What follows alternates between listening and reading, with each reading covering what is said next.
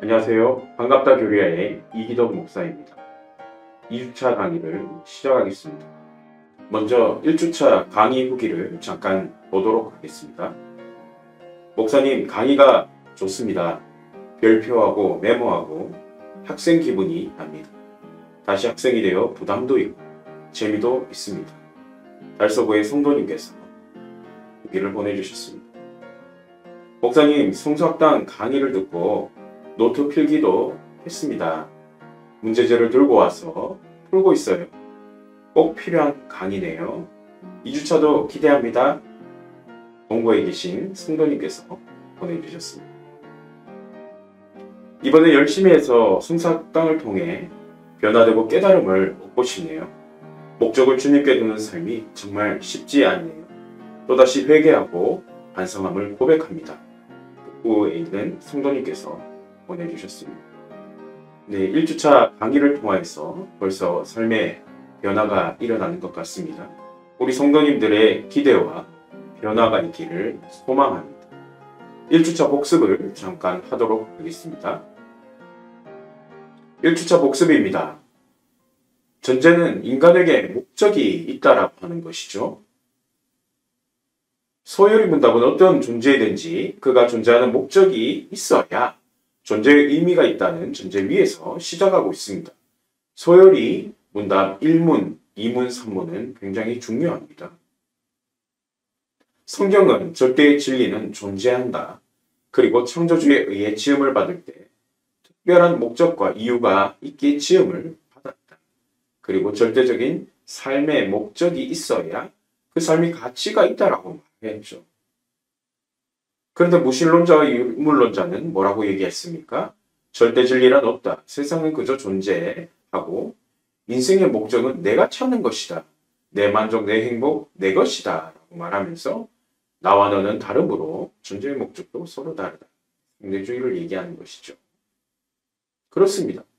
이 목적이 있는 사람과 없는 사람의 차이점은 분명합니다. 목적이 없는 사람은 혼돈스럽습니다. 기준이 없기에 인생의 답이 보이지 않는 것이죠. 목적이 있는 사람은 질서 있는 삶, 목적을 이루고자 무언가를 더 잘해보기 위한 건전한 고민을 하게 되어 있다는 것입니다. 그래서 1문에서 질문하였던 사람이 주된 목적이 무엇인가? 그것은 하나님을 영화롭게 하는 것입니다. 하나님을 영화롭게 하는 것은 나의 삶과 하나님의 영광 사이에 어떤 영광성이 존재한다는 것이죠. 그래서 나의 삶의 목적이 하나님을 영화롭게 하는 것입니다. 이것은 또 다르게 얘기하면 하나님의 영광을 위해서 내가 살아간다는 것입니다. 바로 나의 삶이 하나님을 영화롭게 한다는 것은 초점이 누구에게 있는 것입니까? 하나님께 있다는 것이죠. 그래서 사람의 주된 목적은 영원토록 또한 그를 즐거워하는 것이 있습니다. 영원토록 그를 즐거워한다는 것은 무엇입니까? 사랑하면 즐거워하는 것이죠. 자, 사랑한다는 것은 바로 즐거워한다는 것인데요.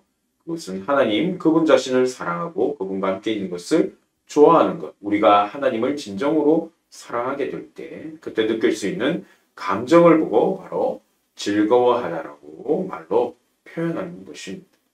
그렇다면 인간의 주된 목적은 무엇일까요? 그렇습니다. 하나님을 사랑하는 것이 인간의 주된 목적입니다. 우리가 지난 1주차에 이렇게 방대한 내용을 보았습니다.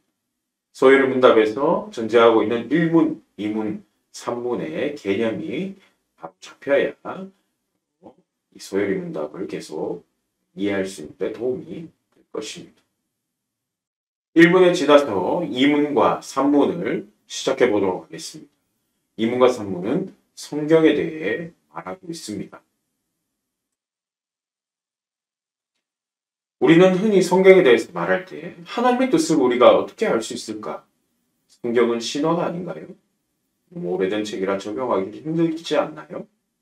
성경에 적혀있는 내용이 결국 착하게 살라는 소리가 아닌가요? 라는 여러 가지 질문을 할 수가 있습니다. 이런 꼬리에 꼬리를 무는 질문을 한 번에 해결할 수 있는 방법은 없을까요? 우리는 일문에서 인간의 주된 목적에 대해서 배웠습니다.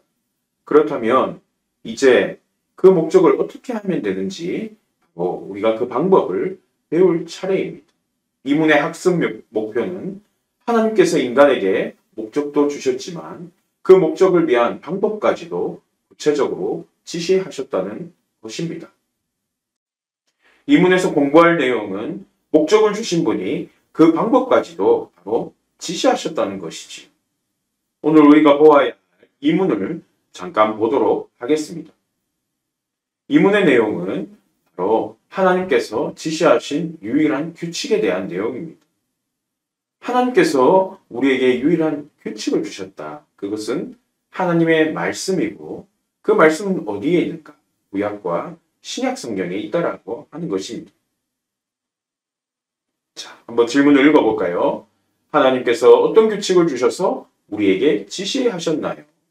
어떻게 우리가 그분을 영화롭게 하고 즐거워할지를.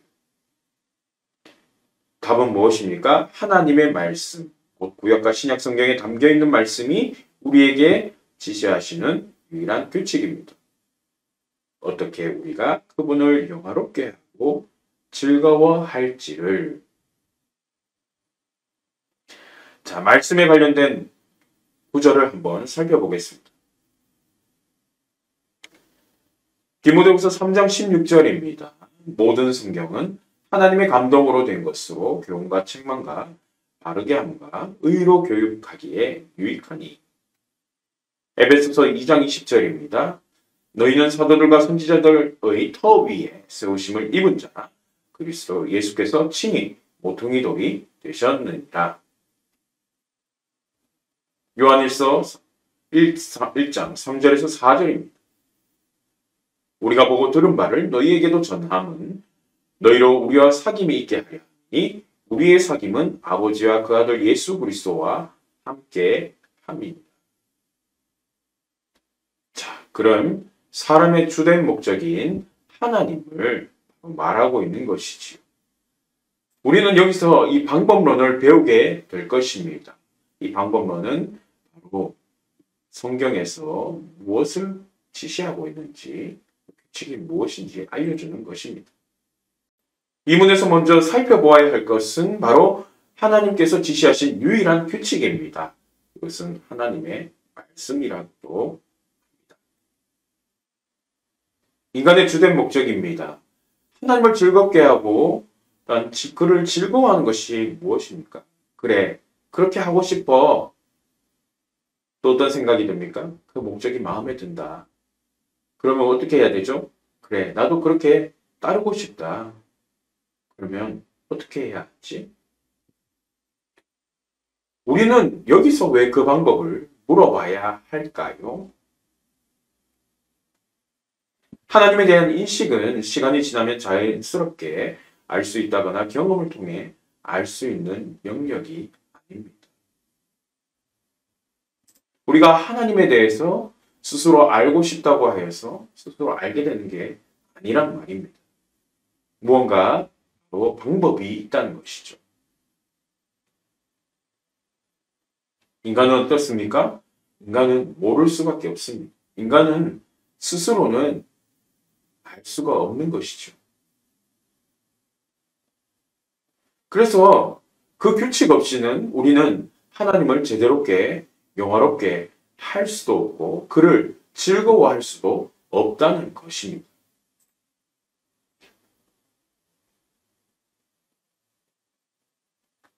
기독교는 어떤 종교입니까? 바로 기독교는 하나님께서 무언가를 우리에게 알려주시기 위한 종교입니다. 그런데 일반 종교의 정의를 한번 볼까요? 일반 종교는 근원을 추구하는 것, 추구하는 주체가 인간입니다. 우리가 1장에서 그 목적에 대해서 배웠는데요. 그 목적의 초점이 누구에게 있습니까? 바로 하나님에게 있다는 것입니다. 하나님은 바로 스스로에 대해 우리에게 알려주셔야만 우리가 비로소 알 수 있는 존재입니다. 우리가 하나님을 찾는다고 해서, 우리가 하나님을 억지로 찾는다고 해서, 갈구한다고 해서 알 수 있는 것이 아닙니다. 하나님께서 자신 스스로를 우리에게 알려주셔야 합니다. 하나님은 처음부터 인간의 영역을 초월해 계신 분이십니다. 우리가 하나님에 대해서 다 안다고 말하지만 어떤 분은 그렇게 말씀하셨습니다. 우리 평생 하나님에 대해서 모든 것을 안다고 해도 그분에 대해 10% 내지 15%밖에 알 수가 없다. 이것은 초월적인 영역입니다. 하나님께서 그것을 인간에게 알려주셔야지 우리가 알 수 있다라고 하는 것입니다. 두 번째로, 우리가 가진 한계 때문에 무한한 하나님을 다 파악할 수 없습니다. 우리가 믿음을 가진다라고 하지만 그 믿음은 하나님께서 부여해 주시는 것이죠. 하나님에 대한 지식도 마찬가지입니다. 우리에게 한계가 있기 때문에 우리는 무한한 하나님을 다 파악할 수 없습니다. 사람이 하나님께 대해 알려면 어떻게 해야 될까요? 그렇습니다. 우리는 이 질문에 대해서 하나님께서 알려주셔야 알 수 있다고 하는 것입니다. 그래서 하나님께서는 우리에게 규칙을 주신 것입니다. 이 규칙은 어떤 것일까요? 하나님이 자신을 우리에게 알리시는 방식으로 규칙을 주셨습니다. 그 규칙이 과연 무엇일까? 그 규칙은 바로 하나님의 말씀입니다. 우리에게 먼저 목적을 주신 이유, 그를 영원토록 즐거워하는, 그를 영화롭게 하는 목적을 주셨다면 이제는 그 목적대로 살아갈 방법을 주셨는데 그 방법이 무엇입니까? 하나님의 말씀입니다. 이 말씀이 어디에 있습니까? 맞습니다. 구약과 신약, 성경에 있습니다. 구약은 어떤 말씀이죠? 오실 메시아에 대한 말씀을 전하고 있습니다. 그리고 선지자와 여러 하나님이 세우신 지도자를 통하여서 그 지도자들을 통하여서 하나님이 누구이신지를 알려주시는 것이죠. 신약 성경은 어떻습니까? 오신 메시아를 통하여서 하나님이 누구이신지를 발견하게 해주는 것입니다. 그리고 메시아에 대한 지식도, 정보도 우리에게 주는 것이죠. 자, 그렇다면 우리가 하나님을 아는 방법, 그것이 바로 유일한 규칙이라는 것입니다. 우리가 많은 규칙 속에 살아가고 있습니다. 축구를 하려면 축구에 맞는 규칙을 지켜야 합니다. 그리고 교통법규를 대한민국의 법규와 영국의 법규와 미국의 법규가 모두 다릅니다. 그것은 규칙에 따라, 그 법에 따라 살아가야 한다는 것입니다. 이 법은요, 바로 규칙이라고 하는 것은 지켜야 하는 것입니다.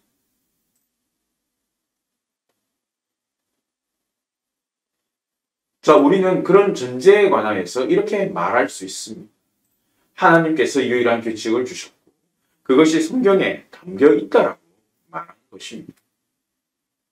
소요리 문답은 바로 우리에게 이렇게 말하는 것이죠. 그 방법은 무엇입니까? 하나님의 말씀입니다. 하나님의 말씀이 답이고 또한 그 성경이 답이라고 하는 것입니다. 자, 우리에게 규칙을 주셨는데 하나님께서 이 규칙, 바로 성경에 담겨 있다라고 말합니다. 그렇다면 이 성경에 담겨 있는 이 규칙들을 두 가지 것으로 나뉘어 볼 수가 있습니다. 일반 계시입니다. 일반 계시는 어디에 목적, 차이가 있습니다. 자연 법칙과 만물을 통하여서 발견될 수 있습니다. 바울은 이것을 보고 본성의 빛이라고 했습니다. 이렇게 가르쳤는데요. 하나님의 일반 계시는 바로 대개 자연을 통하여서 역사, 자기 백성들에 대한 섭리사역, 창조의 역사를 통하여서 하나님의 자신에 대해서 계시하신 것입니다. 그래서 모든 사람들은 본성적으로 하나님의 존재, 성품, 능력, 그리고 신성에 대한 어떤 것을 안다라고 바울은 이렇게 말하기도 하였습니다. 그래서 이 일반 계시는 자연과 만물, 양심, 도덕, 학문, 예술 이런 것들을 통하여서 하나님을 발견할 수 있다라고 하는 것이죠. 꽃을 좋아하시는 분들이 있을 것입니다. 꽃을 좋아하시는 분들은 이 꽃의 아름다움을 보고 어떤 걸 느낍니까? 하나님이 이런 것들을 만드셨고, 저 같은 경우에는 이 우주를 생각하면서 이 하나님의 이 만지심과 그리고 이 하나님의 움직이심을 이렇게 보거든요. 이 일반 계시입니다. 하나님을 부분적으로 알 수 있도록 그렇게 해놓은 것입니다. 어떤 분들은 바다에 이렇게 파도가 넘실대는 것을 보면서 하나님의 다스림과 위엄이 느껴지는구나 이렇게 또 말하시는 분들이 있습니다. 이렇게 일반 계시는 바로 자연 법칙을 통하여서 그리고 만물의 모든 것을 통하여서 하나님을 발견할 수 있다는 것입니다. 이것의 목적은 바로 하나님을 알 수 있도록 하는 것이죠. 부분적으로 알 수 있도록 하는 것입니다.